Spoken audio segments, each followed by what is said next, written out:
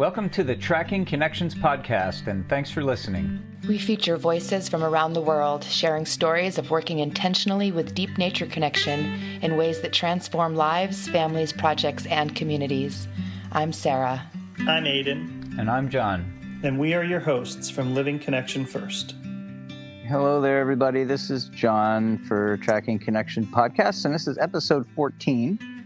And today, Sarah and I are joined by Nate Summers, who's a partner with us in Living Connection First Village, and we've done 100 episodes of Monday Musings for our village as a podcast, the three of us. So the format's going to be a little different because normally, it's Sarah and I and Aiden asking questions, but today we're going to have Nate lead a conversation with Sarah and I about a very fun topic, which we all really love.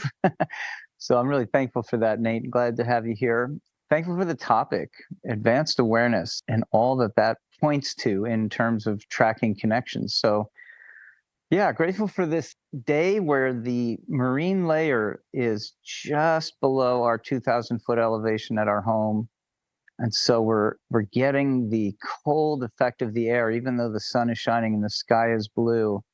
It's making it chilly up here, but it's a beautiful spring day, and I'm very, very grateful for all the lovely birds that have been just parading through today. I've seen so many today. It's been wonderful, and all the gorgeous spring plants. And I'll pass it over to Sarah. Thank you. Yeah. Hi, everyone. Sarah here, calling in from the traditional land of the Chitoni Band of the Ohlone people in the Sandhill Mountains of Santa Cruz here with John. I'm feeling really grateful for the beautiful flowers that are popping up everywhere in my garden. The perennials that I planted last year are just booming. And then out on my wander today, I met a couple new species of plant that I've never met before. One is a purple owl's clover. It's an absolutely gorgeous little flower. And I'm fairly new to this area.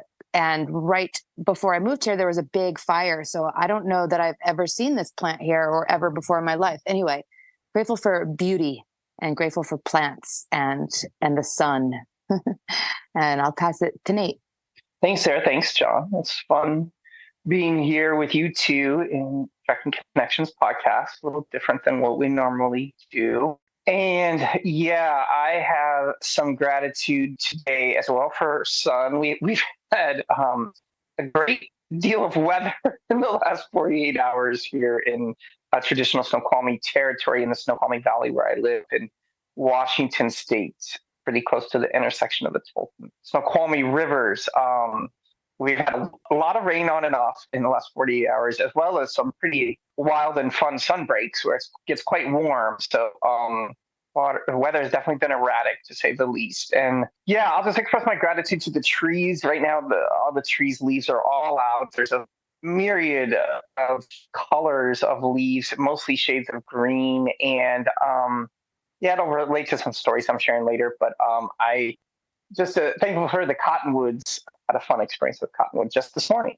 Okay, yeah, I'm just really excited and really appreciate John and Sarah taking some time to talk about a favorite topic of all three of us, right? Like, this is sort of like, I don't know, this is the juice. It gets us excited. And honestly, it's been the topic that's really united the three of us in some very fun projects over the last 4 years, 5 years, something like that.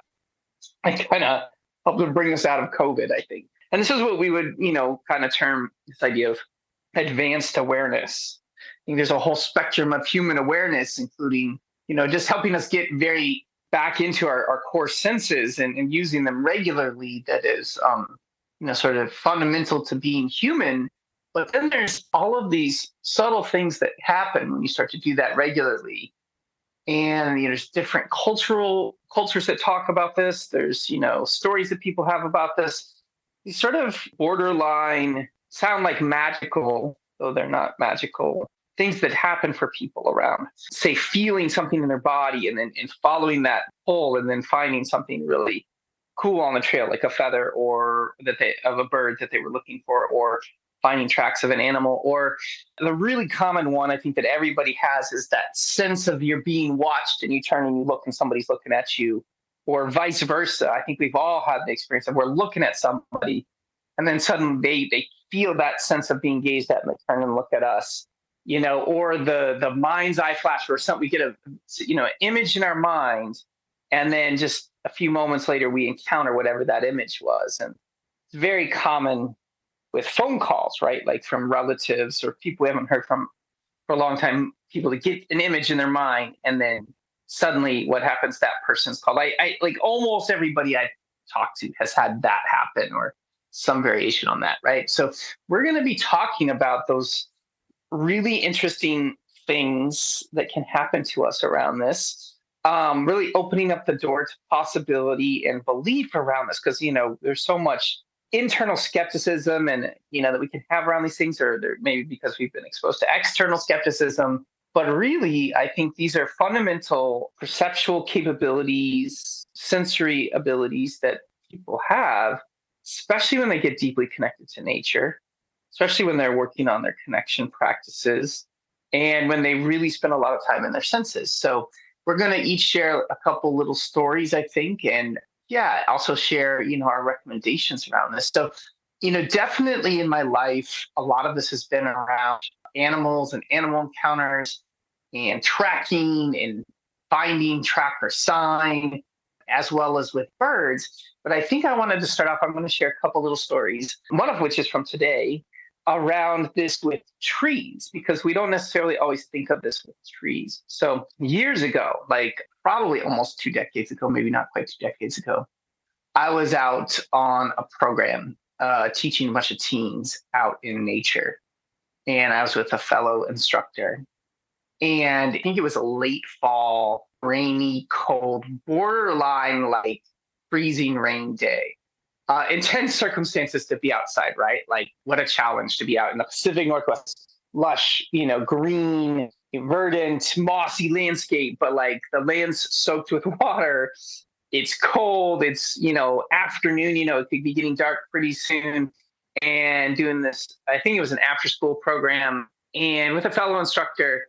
And we're like, oh my gosh, we have got to get a fire going for these students because, we're borderline hypothermia here. So we decided to give them a fire challenge. Like, we're like, okay, everybody, like go find some dry material. We're going to get a fire going, right? And, they've been prepped on some stuff from previous classes, but they go out and, it's a quick challenge. It's just a few minutes, and they come back and they have like wet leaves or wet branches, like, all this stuff that it's like very hard to light, right? And so this is becoming like a very valuable exercise for them on one hand, right?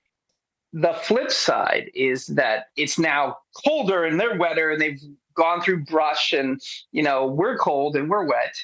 And so I look at my fellow instructor, like, we've got to get a fire going now. And I'm just like, okay, what I really need right now is I need a hemlock tree with dry branches underneath it that I can go and grab a bundle of those, break them off, these dead branches. It's the way a hemlock tree grows. It grows with live branches on top and dead branches underneath. Break those branches off, bring a pile back. Hopefully there's even some pitch in there that I can find, and we can take a lighter or match and just get it going really fast. So I picture that strongly in my mind, right? So there's this need, right? There's this need for me to go find that. And the students, we had sent them out, and they knew to go look for hemlocks, and none of them came back with dry hemlock. And as soon as I was like, okay, I got to go find this, and the other instructor headed out the other direction, but I immediately felt this pull to my left, which I think was to the west at that time, and it must have been facing south. So I felt this pull, and I just looked through a lot of forest, right? Like not just a little bit of forest, but there standing was a hemlock tree, and I could identify it from far away by the way the branches grew and the way the leader was. And I just felt this pull, and it was almost not quite like this, but it was almost like the tree was lit up. And immediately I just walked over there relatively quickly through the brush, found a nice couple handfuls of dried branches, came back, met the other instructor, and we got a fire going rather quickly, right, off the trail in a nice little area. We had some rocks, and we just got a quick fire going, and then we were able to, all warm up by the fire.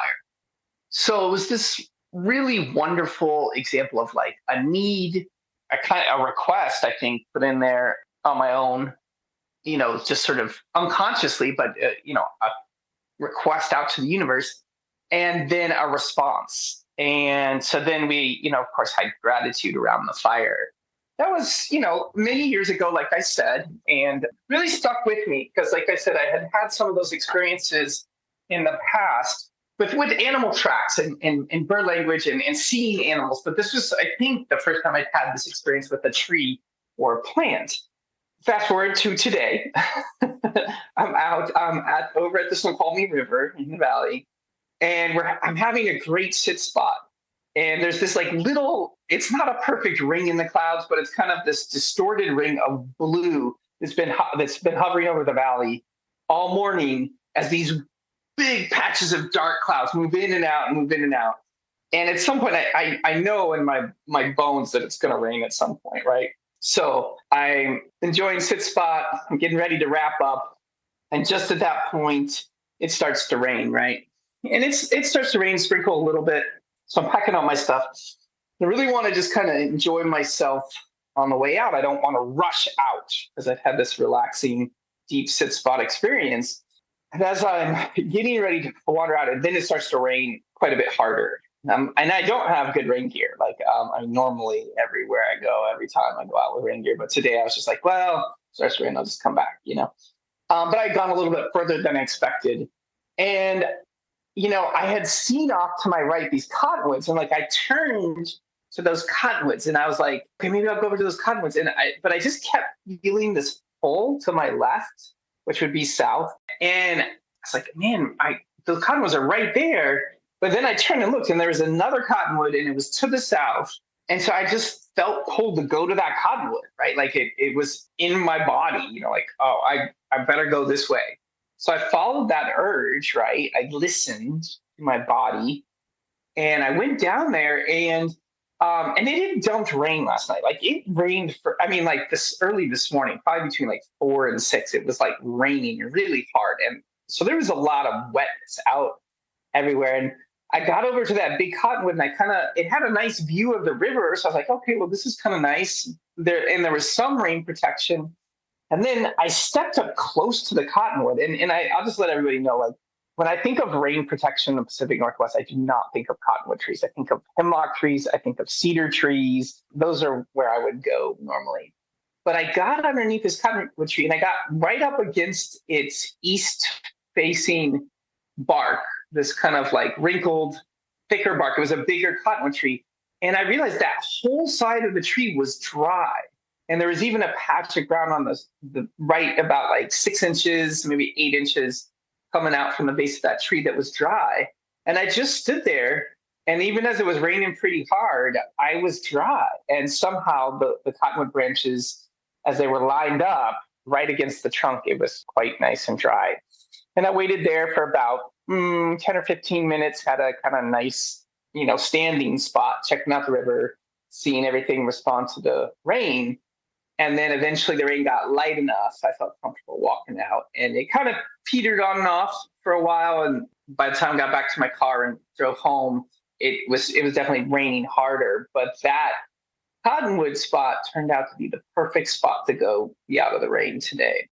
Yeah, so that's the kind of thing that we wanted to share about, is these sort of, listening to those polls, listening to the internal sensing, and also, reaching out with your intent and awareness, what can happen. And sort of, the advanced awareness piece really is part of like trusting the information or the sensation we're getting, So I will wrap up there, hopefully having set some context here. And I'm going to pass things over to Sarah, because I think Sarah has something to share about this as well. I was really appreciating you talking about it, this kind of stuff being very natural and something that I believe we all have capacity for, and that it does take practice. And you named, having a need, and then creating a request, and then getting a response. And how do we actually attune ourselves to be able to hear the response or be aware of the response? And I also really loved how your tree lit up, because it's so often that when we're on a trail of an animal that's fresh, that the tracks seem to kind of light up. And I feel like that has happened for me over time by using visual practices to basically attune myself to these subtle nuances. Like when a deer bed is fresh, there's something about the pine needles that's different, right? That's a kind of a shininess, but then there's also something about the way that the light's reflecting because of the shininess. Anyway, the glow with the tree it really resonates with me, of some kind of aliveness in the response, right? Some kind of, you put out the question and then the answer is sending out some kind of signaling through that light. I don't know. That's a really cool depiction for me that I'm going to be asking questions about. But yeah, the story that I wanted to share happened just a couple months ago. It actually happened during one of the classes that I was taking with Tom Brown from Tracker School. John and I take all of Tom's online classes, highly recommend. His teaching is absolutely brilliant. And the class was actually about invisibility. That is a long-term practice for sure. But I can say that, one of the simple ways of attaining invisibility is letting go of the self. So that was the practice, that the exercise that I was in when this story unfolded. I was sitting here just to the west of my house at the edge of the meadow, and I was practicing just letting go and just being in my senses and exhaling, and letting go more and more and deeper of just kind of emptying myself. And then he had also prompted us to find a need, which wasn't hard for me. I was holding a really strong prayer around connection to this place. And it was a very specific prayer that I won't share the details of, but I was really asking for clear communication. I felt like I needed a sign, basically. And I was asking for that in a very humble way, a very sincere way, and end with a knowing that you don't just ask for signs. Anyhow, that's what my question was, is what I'm doing effective? Am I actually helping people? Or are the practices that I partake in actually important as far as nature connection and people connection and the work that we do? So with that prayer, I kind of expanded my awareness out onto the landscape, and I got this flash of bobcat family in my mind's eye. And it was really clear, and I noticed it. And I also didn't think much about it because I love bobcats and I'm always wondering about the bobcats, but I hadn't been particularly asking about them. So I just noticed that really clear picture and went back to letting go and being completely present in the moment and allowing my mind to kind of dissolve. And suddenly I had been sitting there for maybe like 10 minutes, and suddenly I just got this pull in my body that was basically urging me to get up. And I feel the pull kind of in my lower belly. And I sit with it for a minute just to make sure I'm not being impulsive or I'm moving from anxiety or something like that. And I got really clear that no, my body's asking me to get up and move. So I get up and I follow where this pull is pulling me. And I walk like 15 feet further west. And I'm like, asking my body, feeling my body, like, is this the spot? And it feels like a yes. And then I turn to the south and face the forest. There was something about my body wanting to face that direction. And I sat down there and I noticed that I was right on the edge of the shadow line. So I was sitting in the sun and I was right on the edge of the shadow and I was looking into the forest. And I just sat there and I was curious about why am I sitting here looking into the forest? And about a minute went by of just me observing where I had landed. And out of the forest, I see this small animal walking toward me. And I'm like, wow, there's a small animal walking toward me. Who is that? And as it approaches, I'm like, that's a baby bobcat. No. Yes, that is a baby bobcat. And it's walking directly toward me. And luckily, I'm doing invisibility practice, so it didn't notice me. And I thought for sure, because I was having these excited thoughts and feelings, that those thoughts and feelings would alert the animal to my presence. So I continued to let go, right? And just really observe and appreciate. And so the baby bobcat, so he was probably 3 months old, came all the way to the edge of the forest. He was still, he or she was still at the edge of, inside of the forest in the shade. And then right at the edge of the forest, turned east and walked up the edge of the forest. I wasn't moving a muscle until they went behind a tree, and I knew they wouldn't be able to see me. So I turned my head so I didn't have to strain my eyes anymore and watched it continue to walk up the edge of the forest. And it never saw me. And, I sat there for several minutes after it had passed just to not cause any disturbance. I didn't try to follow it. But then I actually did have to go in for the exercise, and I did have to pass where it was. And I heard it kind of scurry away as I passed it. And also John was coming from the other direction also to come inside from the exercise. So we kind of put it in a little bit of an uncomfortable situation. Anyhow, I really had to sit with that experience. I had to really backtrack. Okay, what was I asking? I was asking if what I do is effective. I was asking for a sign. And that is what happened. And I mean, I share this like very vulnerably because it's a very sacred experience to have a question answered in such a profound and absolutely gorgeous way. And so I guess what I want to wrap up with is I got some immediate understanding of the meaning of that experience, but I also continued to revisit that experience because there was a lot in that moment, in the place of that experience that I feel as medicine. And as I return to it and I look at how did that all unfold, there's something in there that I can learn from forever, maybe, at least for a very long time. Yeah, that was beautiful, Sarah. I really appreciate the honesty and the vulnerability in sharing. And I think that's something we find with these experiences is it can even be difficult to find language to talk about them. It's definitely, for me, the opposite of how I was sort of raised with these things, taught to disregard rather than regard or tune into these things. And yeah, the sort of miracle of what can happen when we do ask for something, Well, I'm really curious to hear from John here about this.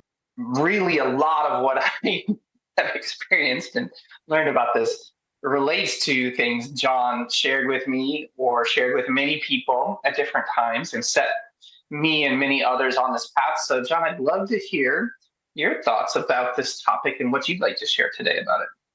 Yeah, it's interesting. I guess in essence, there's no coincidences, right?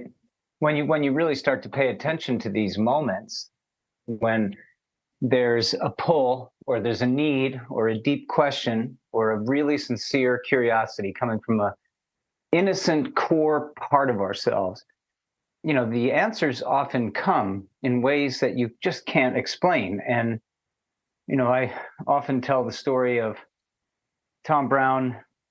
When I was in my teens, I began to notice that when I had a deep need to get an answer to a question about tracking or about bird language, as you were saying, Nate, or about a tree, the answer I would bump into it essentially, right? And at that age, like I am not aware, how you were, both of you in both your stories, you're aware of something pulling you, right? I got to turn to the left and there I see the hemlock tree lit up. Something makes me stand up and I have to walk 15 feet. And then I'm like, yep, this is the place. And then I sit down. It's like when we're adults, we're aware that we have to pay attention for signals that are a little bit subtle. If our thinking mind is busy, we miss them altogether. But I think when we're children, we automatically just do that stuff and we don't even know that we're doing it. It just sort of happens, right? You just kind of, yeah, why wouldn't I go that way kind of thing, right? And so I was having a lot of those experiences kind of back to back.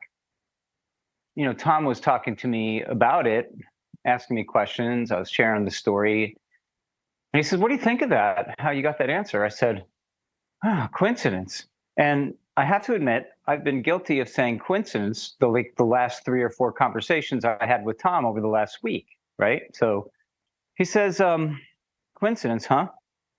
And I'm like, well, what else could it be? It's got to be coincidence, right? There's no explanation otherwise. It was just a random occurrence that happened to be cool. He's like, when the 99th coincidence turns 100, will you still call it a coincidence? And I kind of looked at him and I thought to myself, probably will. I was very, as Nate was referring to, very, taught to dismiss this stuff, or it was modeled to me to dismiss this kind of thing. And he said, "Well, I'll tell you what, John, I want you to do something for me." And I'm like, "What's that?" He said, "I want you to get a journal, and you can call it coincidence journal if you want to, but put it in quotation marks." And he says, "I want you to start tracking coincidences and number them in order. And when the 99th turns 100, I want you to get in touch with me and let's have a conversation about it." So it took about 3 years for that to actually finally happen. The 99th turned 100, and it was quite a remarkable, impossible series of things lining up that involved people coming by my dorm, knocking on my door, asking me if I wanted to go to breakfast. And normally I'm super excited to go with my friends to breakfast at college. I'm a freshman and trying to hang out with the cool people, and my body told me to say no. And I was like really surprised. And they were also kind of surprised because I always say yes. And there was this awkward moment, this tension. I'm like, "You sure? Come on." I'm like, "I'll tell you what, I feel like I need to stay here. And if I change my mind, I'll come and find you guys, right? I know where you are. I know where the dining hall is." And so off they went. And when they left and I was sitting there on the edge of my bed in my dorm room all by myself, because my roommate went with them, I started to feel like I had made the wrong decision. But it was really my anxiety. Like Sarah said, is this coming from anxiety or not? But I could really track that, no, there's a part of me that legitimately didn't want me to go. Like, it was a strong impulse. So I sat with that. And about 10 minutes later, there was a knock on the door while I'm sitting there going back and forth in my head. Should I go join them or should I not? Should I join them? Should I not? Oh, I think I offended them. And oh, now they don't think I'm cool anymore. Like, I was having all these self-doubts. But in the quietness that I could find in between, because I'd been practicing awareness and quietness for many years with Tom's mentoring, I just sat there and allowed myself to be in the discomfort of it. And then there was another knock on my door. I opened the door, and there's a gal named Jennifer standing at the door. I'm just like, "Oh, hi, Jennifer." She said, "Hey, John, I'm going over to the research forest to pick wild persimmons because they're ripe now. Do you want to go?" And I'm like, "Yeah, that was why I didn't go to the dining hall." And I knew it in the moment. Like, I got a full body yes. I went with Jennifer. It was quite a bit of a walk to get there. We had to cross over a pedestrian bridge over this big 5-lane highway in both directions and climb under a fence for the shortcut to get into the research forest. And we walked over to the persimmon tree, and it's the only wild persimmon tree on that whole research forest because it was planted by the dendrology teacher decades ago. And she learned about that tree because she was in dendrology lab, and they had shown her the tree and said, "Hey, the persimmons will be ripe like in the next week or so, and they're really quite delicious, if you can get back over here." So she had remembered that, and she wanted to go to that tree. So I had this question that I was hanging on to literally in my pocket. I had a seed of some kind of a fruited plant that I could not identify. And I had looked it up. There was no internet in those days. I probably easily could have just taken a picture of it and put it on Google search by image, and I would have got the answer. But in those days, there was no such resource. And I was looking through books. I was talking to dendrology professor and the dendrology lab people, and I looked around. I tried everything to figure out what this seed was. I had found it in a raccoon scat. And I was so curious what this raccoon was eating. And I found it right next to the dorms over by the dumpster in the parking lot.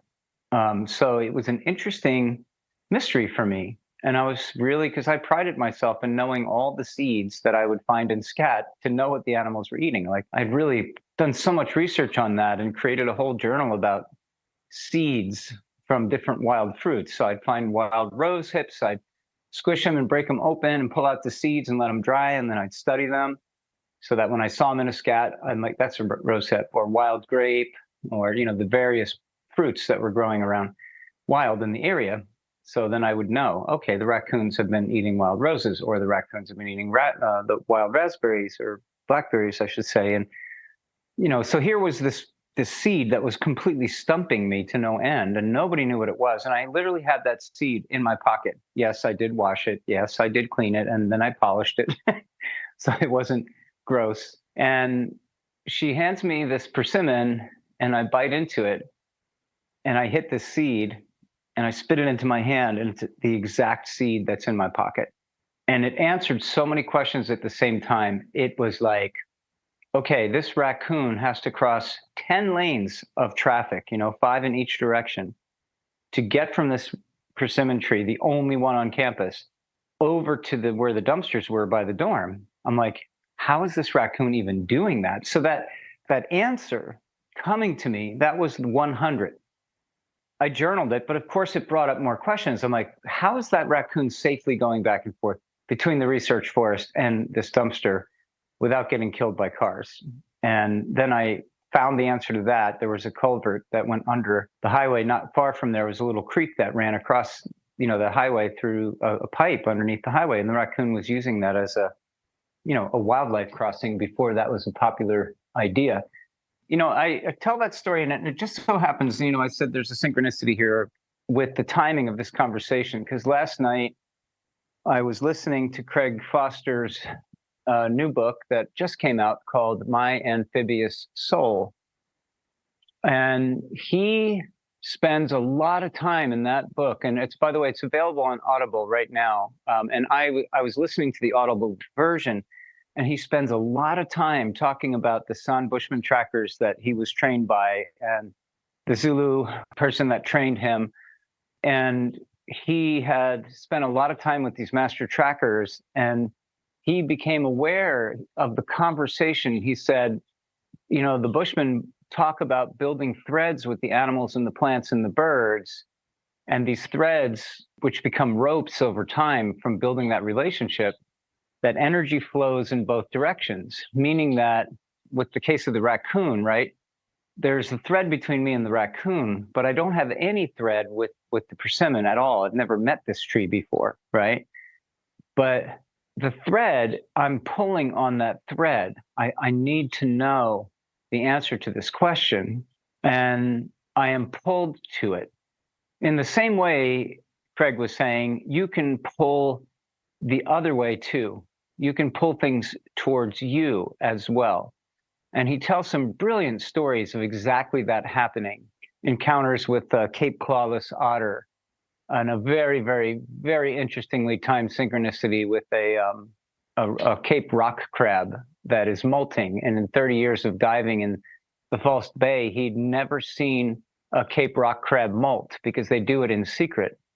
But he had just performed a ritual by the request of his friend, who said, I would like for you to design a ritual for me, Craig, that allows me to, move from this phase of my life to the next phase. And so Craig really meditated on it, and he got the idea that he would basically set up a rock crab shedding its hard shell. And when a crab sheds its hard shell, it's soft and squishy and is very vulnerable to predation.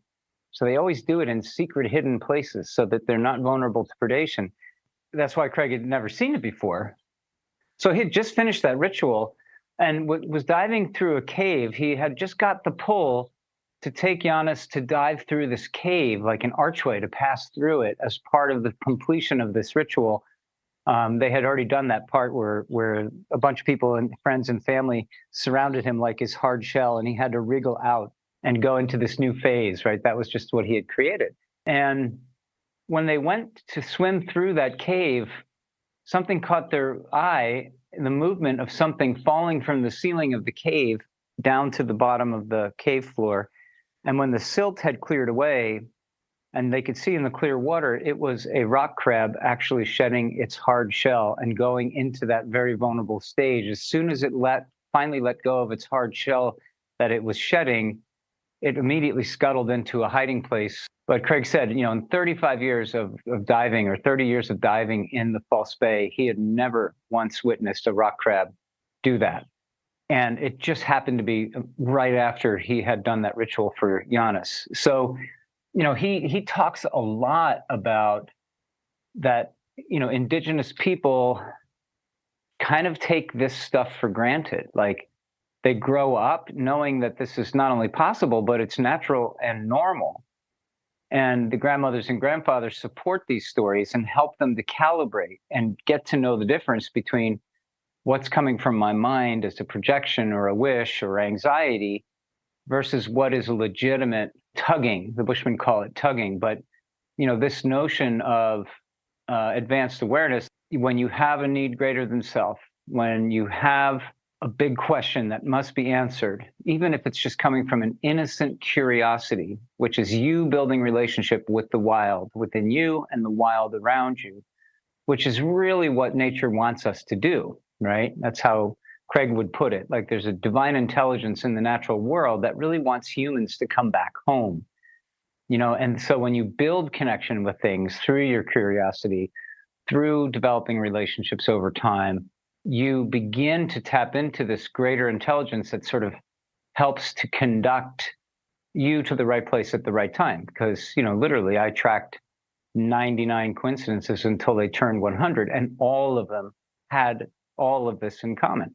There was a great need. There was a deep curiosity. It was coming from my core, very, as Sarah was saying, very vulnerable, very humble place. And then trusting what my body was telling me, learning to use body radar. Like, okay, I'm not sure if I should turn left or right here at the fork on this trail, and then kind of facing the right fork and feeling it in my body, and then facing the left fork and feeling it in my body and getting like a, whew, like, yeah, that feels strong. And so going the left fork.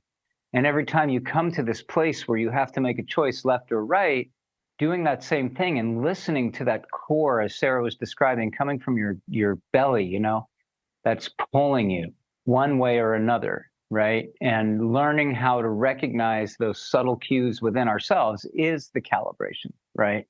And to get to that calibration, we have to spend a lot of time in the silence that Sarah was describing as well in her story. And I'm sure Nate is, able to go to that silence very easily. He's been doing this for a long time. But that silence is so important. The busy mind drowns out these signals, thoughts or fears or self-doubt or whatever, the need to be right or whatever it is, but there has to be a point at which you let go of the thinking mind by dropping deep into your senses and trying to find that place of inner quietness. And when you can have that inner quietness and walk in like that gentle walking, fox walking around the landscape, trusting body radar, you'll be amazed at how many times you end up in the right place at the right time. Think about like everything we've talked about, everything from trees and fire to baby bobcats to persimmon seeds to crabs. It's like, it goes underwater even, and so there's something really universal about this. And yeah, I had forgotten about that idea of it's not just a pull, right? Like, so it's not just always that we're getting pulled, but that there's a tug, there's a piece when we're actively participating in, that question or that need can really be the initiator of that pull on that thread that then takes us where we need to go. And I hear that echoed in all of our stories too. And yeah, just want to encourage everybody to, really pay attention to those things and cultivate that quiet place inside of you to tease these things out. And journaling is great. Yeah. I mean, I'm glad, John, that you mentioned journaling, because like that helps me keep myself straight around this stuff. I'm like, did that really happen? Wait, what? Was I really thinking about that? Like you go back in your journal and you find that, oh yeah, you wrote that down, and that means, that really did happen. Because those doubts, they can get less, I think, the more successes you have. But what we live in, it isn't one of those traditional cultures, at least for most of us, where this is just taken for granted. And so we have to work at that. Yes, Sarah, what about you? Do you have some more reflections you want to share? Yeah, around the acknowledging the synchronicities. So important in the journaling to, I guess the way that I would express it, to go back, like backtrack my whole experience, right? Like, what was I asking? What was I feeling? And what was the feeling when the synchronicity came? And there's something about going back and reliving the whole experience and feeling what the feeling was in my body that helps me kind of tune in. And it's not an intellectual knowing, but tune into what is that flow of mystery? What is that? Where is it coming from? Where is it moving toward? How do I actually track that line of mystery that's moving through myself and, all of nature and other people? So that way of calibrating, also, when I kind of feel, maybe I think I'm having a synchronicity or something like that, or I think I have an intuitive hit and then it's wrong. Or I think, the animal's over there and it's just not. Okay, so what does that feel like? That was coming from a different place, more of my intellectual mind that thought it knew something or was excited at the possibility of knowing something. So how does that mind feel different? And not getting analytical about it, and certainly not judging ourselves either, but just allowing the data points to build up. And over time, we have embodied knowing of what the feeling is.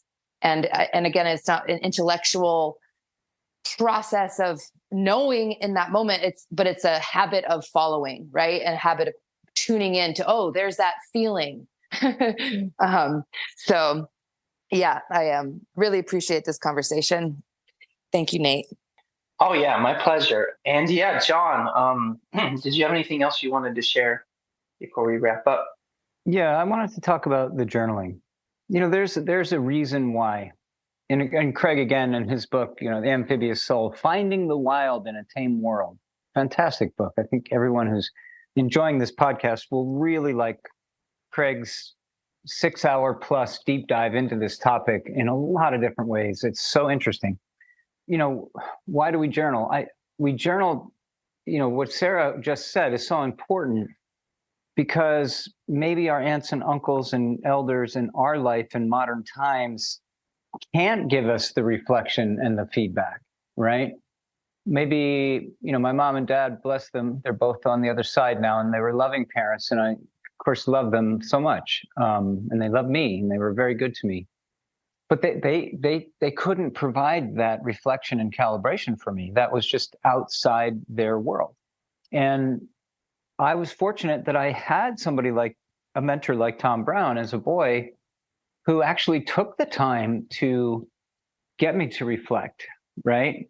And he cultivated the importance of journaling for me so that I could hear myself and track myself through these stories and experiences in the way that Sarah was just talking about. How did I feel when I was wrong?